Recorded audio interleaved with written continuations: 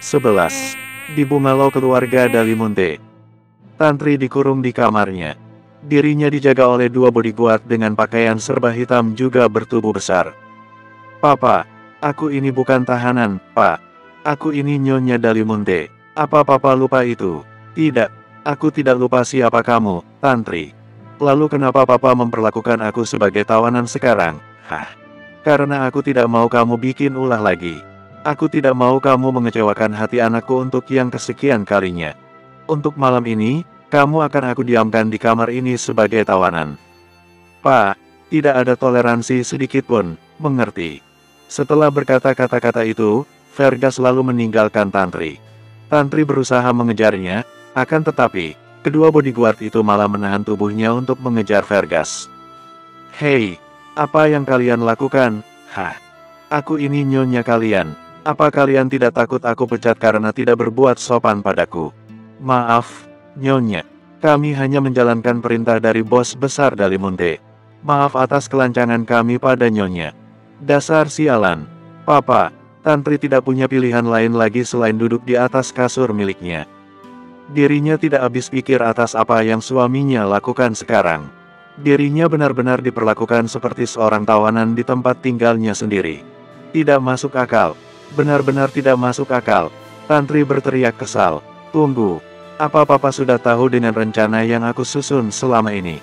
Kepo Tantri dalam hati pada dirinya sendiri. Tidak mungkin. Dirinya tidak mungkin tahu soal rencana yang aku buat. Karena selama ini, aku sudah sangat hati-hati. Aduh, sial. Benar-benar sial. Aku tidak bisa tinggal diam dan menunggu semua rencana yang aku buat gagal begitu saja. Tapi apa yang bisa aku lakukan sekarang? Ponsel tidak punya. Dikurung di kamar seperti ini, bagaimana bisa berbuat apa-apa? Tantri kesal seraya mengacak-acak rambut hitam miliknya. Sementara itu, Ricky diam di kamarnya seraya melihat bingkai foto yang baru saja dirinya keluarkan dari laci nakas yang ada di samping tempat tidur. Dirinya membelai lembut bingkai foto itu dengan penuh perasaan. Semoga ini keputusan yang paling tepat untuk cinta kita, Ning. Tunggu aku akan jemput kamu, dan akan aku jadikan kamu nyonya besar di keluarga Dalimunte ini nantinya. 1 hari 1 malam, ternyata tidak sulit bagi Selin untuk melewatinya. Karena ternyata, sikap Omerindi begitu bersahabat padanya. Obrolan malam itu juga tidak buat Selin kecewa. Karena seperti yang sudah Ricky katakan sebelumnya, Selin akan ditempatkan di apartemen milik Ricky selama mereka masih bersekolah. Semua kebutuhan Selin ditanggung penuh oleh keluarga Dalimunte. Dirinya bebas melakukan apapun, karena pernikahan mereka bersifat tertutup. Tidak akan ada yang tahu selain keluarga dekat. Itu dilakukan hanya untuk menjaga nama baik mereka selama berada di sekolah. Karena keluarga Dalimunte tidak mau sekolah Ricky terganggu dengan rumor pernikahan ini. Malam berikutnya, pernikahan Selin dan Ricky dilaksanakan di kantor Gua. Tidak ada foto pernikahan, tidak ada resepsi, juga tidak ada tamu undangan. Yang ada hanya orang-orang penting saja. Karena pernikahan ini, benar-benar bersifat tertutup. Setelah Ricky menjabat tangan Jordan dan mengucapkan ijab kabul dengan lancar, keduanya resmi menjadi sepasang suami istri. Meskipun tidak ada yang tahu apa perjanjian di balik pernikahan ini. Yang jelas, pernikahan itu telah resmi dan sah menurut agama juga negara. Ini cek 20 miliar yang Bapak minta. Setelah ini, kita tidak punya urusan lagi ke depannya, kata Vergas seraya menyodorkan selembar cek pada Jordan setelah ijab kabul selesai. Apa? Papa minta uang 20 miliar pada keluarga Dalimunte. Tidak benar. Ini sungguh tidak benar, kata Selin begitu kaget. Apanya yang tidak benar? Aku sudah membesarkan kamu dengan susah payah sejak kecil. Sekarang, kamu sudah besar. Sudah menikah dengan orang kaya. Kenapa aku tidak bisa minta uang pada keluarga suamimu sebagai uang ganti rugi atas apa yang telah aku habiskan untukmu selama ini? Tubuh Selin melemah mendengarkan kata-kata yang papanya ucapkan. Sungguh tidak habis pikir, papa kandungnya sendiri tega mengucapkan kata-kata yang tidak bermartabat seperti itu. Aku sudah mendapatkan apa yang aku inginkan. Terima kasih banyak Bos Vergas. Senang bekerja sama dengan Anda, kata Jordan seraya beranjak pergi. Papa, kembalikan cek itu. Papa tidak berhak menerimanya, kata Selin seraya menangis. Anak tidak tahu diri. Jangan panggil aku papa, karena sekarang, Aku bukan siapa-siapa kamu lagi. Bukankah itu yang kamu inginkan sebelumnya? Maka sekarang, aku yang duluan meluluskan permintaanmu kemarin. Setelah berkata kata-kata itu, Jordan langsung beranjak pergi meninggalkan tempat tersebut. Sementara Celine, dirinya berusaha menahan papanya agar tidak pergi dengan membawa cek yang bernilai sangat besar buat dirinya. Papa, Celine, sudahlah. Papa kamu tidak menginginkan kamu. Jadi biarkan saja dirinya mengambil cek itu sebagai uang ganti rugi dari keluarga kami, kata Vergas dengan lembut seraya memegang kedua bahu Celine. Tidak, Om. Keluargaku tidak layak menerima uang tersebut. Aku malu, Om. Kenapa kamu yang malu, Celine? Papa kamu yang menerima uang saja tidak malu, lalu kenapa kamu yang tidak mendapat apa-apa malah merasa malu? Karena aku, anak papa, kata Celine dengan suara perlahan hampir tidak terdengar. Anak apanya? Apakah kamu tidak mendengar barusan dirinya ngomong apa? Dirinya sudah memutuskan hubungannya dengan kamu. Jadi, kenapa harus malu sampai kamu menangis seperti ini? Kepo Ricky angkat bicara selama diam melihat semuanya.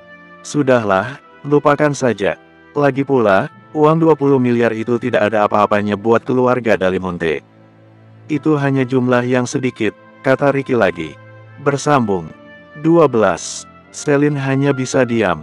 Dirinya merasa tidak berhak menjawab apa yang Ricky katakan. Karena sekarang, dirinya merasa kalau papanya sudah menjual dirinya ke keluarga Dalimonte dengan nilai 20 miliar. Sebagai orang yang dijual, dirinya mungkin tidak berhak bicara sama sekali pada orang yang sudah membelinya. Tuhan, kenapa hidup begitu kejam padaku? Orang tua kandung saja rela berbuat seperti itu padaku. Bagaimana orang lain tidak tega melakukan hal yang lebih parah dari apa yang orang tua kandungku lakukan? Tidak adil. Benar-benar tidak adil, kata Celine dalam hati. Sementara itu, di bungalow utama keluarga Dalimonte, Tantri sedang mengamuk di kamarnya. Dirinya yang dikurung bak tawanan, sekarang sudah dibebaskan. Itu tandanya, pernikahan Ricky sudah selesai. Brak, guci besar yang ada di samping pintu kamar dibanding Tantri hingga pecah berantakan. Itu adalah guci kesayangan milik Vergas. Dirinya berani memecahkan guci itu karena nuraninya sedang sangat kesal. Kurang ajar. Benar-benar kurang ajar. Kenapa kalian tidak menganggap aku ada? Hah. Tantri berteriak keras seraya terus membuang barang-barang yang ada di dekatnya ke lantai. Kalian semua biadab. Aku akan balas kalian nanti dengan pembalasan yang sangat perih. Sial. Celine diantar Ricky ke apartemen setelah urusan mereka di kantor kuas selesai.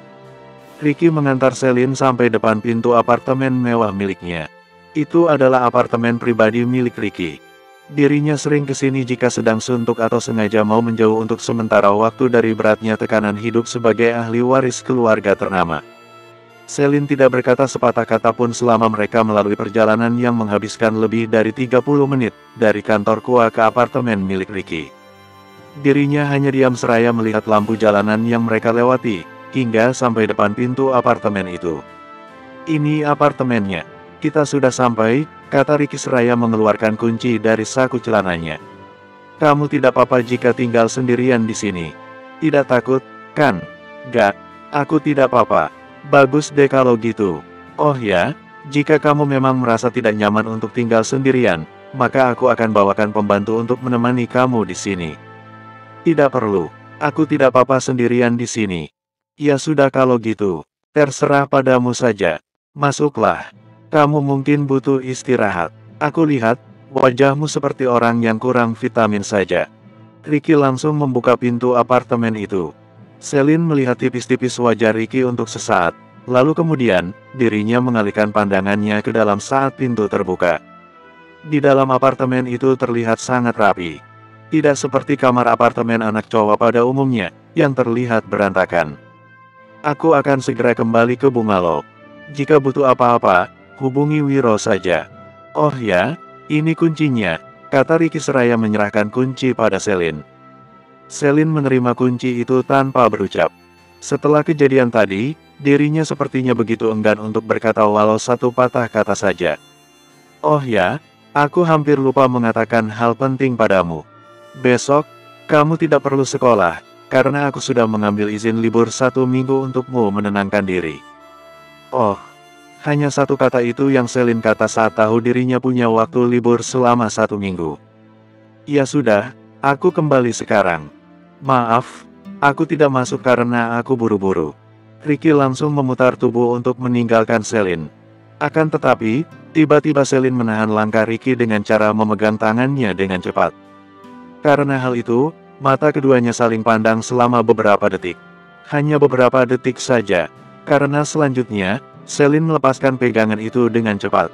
Maaf, aku hanya mau bilang, bisa minta waktumu selama 5 menit. Aku janji hanya 5 menit saja. Tidak akan lebih. Untuk apa kamu minta waktu aku selama 5 menit? Aku mau bicara. Apa yang mau kamu bicarakan lagi? Bukankah semuanya sudah jelas, dan sudah selesai kita bicarakan? Aku hanya mau minta maaf padamu atas apa yang telah terjadi barusan. Maafkan sikap papa aku yang begitu serakah. Beri aku waktu untuk membayar uang yang papa aku ambil dari keluarga kalian. Mendengar kata-kata itu, Ricky tertawa lepas.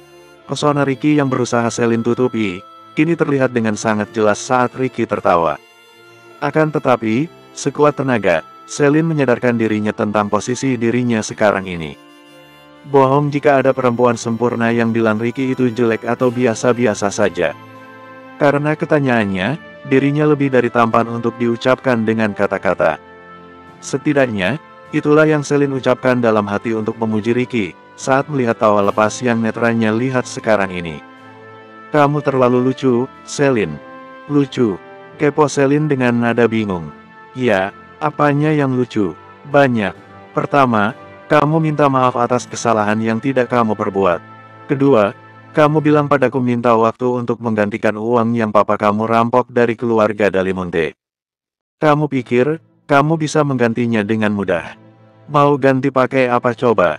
Uang 20 miliar itu tidak sedikit loh, Nona Selin. Kamu meremehkan aku, Ricky. Selin berkata dengan nada kesal. Bukan meremehkan, tapi, aku bicara dengan dasar kenyataan. Orang bebok saja tahu kalau 20 miliar itu tidak sedikit. Lah kamu, bilang mau minta waktu buat ganti uang tersebut. Mau berapa banyak waktu yang kamu butuhkan untuk mencari uang 2 miliar itu, Selin? Seumur hidupmu. Kamu ternyata lebih buruk dari yang aku bayangkan ya, bos muda Dalimonte yang terhormat. Mentang-mentang kaya dan banyak uang, kamu seenaknya merendahkan orang lain. Lihat saja, aku akan buktikan padamu, jika orang miskin seperti aku bisa membayar uang yang kalian berikan. Permisi. Bersambung.